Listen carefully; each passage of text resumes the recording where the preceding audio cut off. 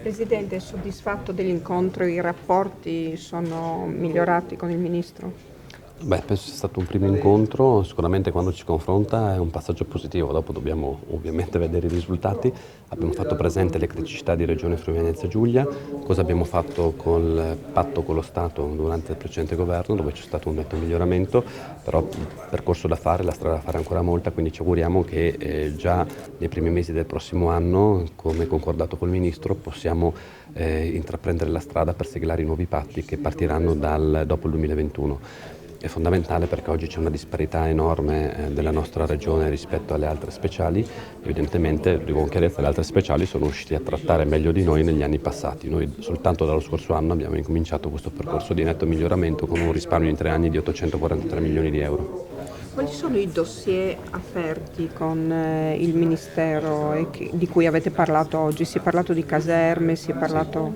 Quindi sia i beni demaniali che dovrebbero passare alla Regione e agli enti locali, ma anche penso per quanto riguarda la competenza sulle sovrintendenze, o penso all'ufficio scolastico regionale, o per esempio la parte amministrativa per quanto riguarda i tribunali, quindi dare un supporto dove penso potremo dare un aiuto anche alla velocizzazione delle risposte che la giustizia dà, ovviamente dove la giustizia rimane in competenza dello Stato, dei magistrati, ma tutto il supporto può essere fornito dalla Regione esattamente come avviene in Trentino Alto Adige. Ora intanto è stato siglato un patto importante e condiviso e ora io ho consigliato al Presidente Federica, ho accettato il suo invito, ma l'ho consigliato anche agli altri Presidenti delle Regioni a Statuto Speciale che dopo l'approvazione dell'autonomia differenziata che riguarda evidentemente ai sensi dell'articolo 116,3 della Costituzione che riguarda le Regioni a Statuto Ordinario sarà opportuno raccordarsi tra le Regioni a Statuto Speciale rispettando in maniera assolutamente rigorosa l'autonomia dei consigli, però penso che anche per le regioni a statuto speciale potrebbe essere utile un perimetro nuovo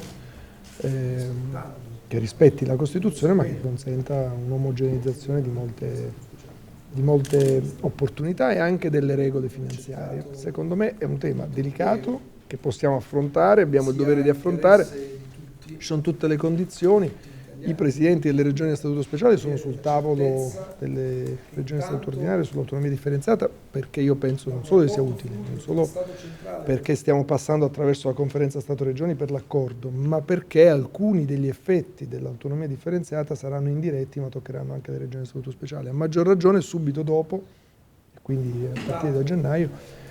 secondo me ci sono tutte le condizioni per costruire anche un perimetro dentro i confini della Costituzione per omogeneizzare le posizioni. Definisce il perimetro dentro cui potranno essere approvate le intese delle regioni a statuto ordinario. Però siccome riguarda tutte le regioni, e io la scrivo autonomia ma la leggo lotta alle diseguaglianze. Le diseguaglianze ci sono in tutto il paese, non solo tra nord e sud, ma ci sono anche tra nord e nord e soprattutto mi riferisco alle aree in ritardo di sviluppo, alle aree interne, alle aree di montagna. Il Friuli Venezia Giulia da questo punto di vista non solo ha tanti piccoli comuni, tantissimi comuni sotto i 15.000 abitanti, tanti sotto i 5.000 abitanti, anche molte aree interne. Io penso che le opportunità che verranno fuori dalla legge quadro sull'autonomia differenziata, siccome consentiranno l'utilizzo di molti fondi pluriennali di investimento, mi riferisco ai fondi per le infrastrutture, per la perequazione infrastrutturale, i fondi del MEF, i fondi del MISE, i fondi della Presidenza del Consiglio, e io voglio costruire, sto costruendo d'accordo con tutti un meccanismo automatico. Chi è sotto soglia, chi è sotto la media regionale di sviluppo, sotto la media nazionale di sviluppo, deve avere un vincolo di priorità per le risorse destinate nel bilancio dello Stato e questo deve valere per tutte le regioni. Io ovviamente sto costruendo questo perimetro per le regioni a statuto ordinario perché non volevo e non voglio che le intese debbano far partire alcune regioni senza sapere dove vanno e soprattutto non voglio lasciare indietro le aree in ritardo di sviluppo. Guardate che aumentano anche al nord, io sono preoccupato per lo spopolamento di molte aree, sono preoccupato perché in molti comuni ci sono molti anziani e pochi giovani e noi per far restare i giovani dobbiamo fare investimenti infrastrutturali, mi riferisco alla fibra ultraveloce, mi riferisco ai trasporti, mi riferisco alle strade e questo evidentemente non ce la fanno le regioni da sole a farlo, hanno bisogno dello Stato e lo Stato deve essere presente. Autonomia scolastica, che Sì. margini ci sono di trattativa sulle richieste del Friuli Venezia Giulia? Ma guardate, sui concorsi dei docenti non mi è stato fatto a Friuli Venezia Giulia, ma da altre regioni non c'è nessun margine di trattativa perché la scuola è dello Stato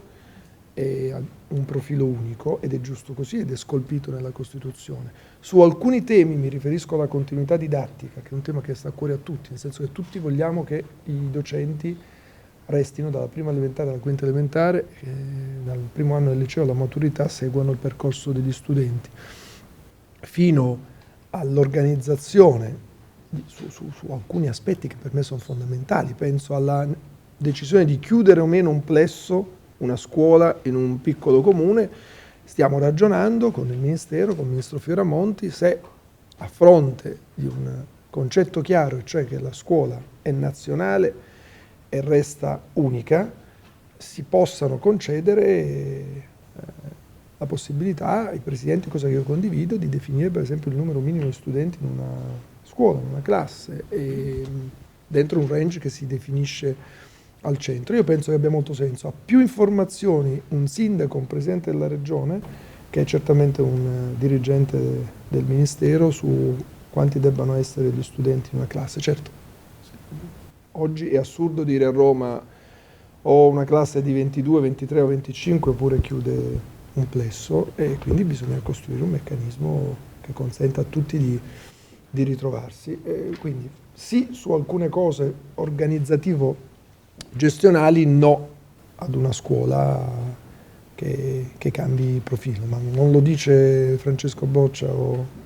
Giuseppe Conte o Nicola Zingaretti, lo dice la Costituzione della Repubblica Italiana.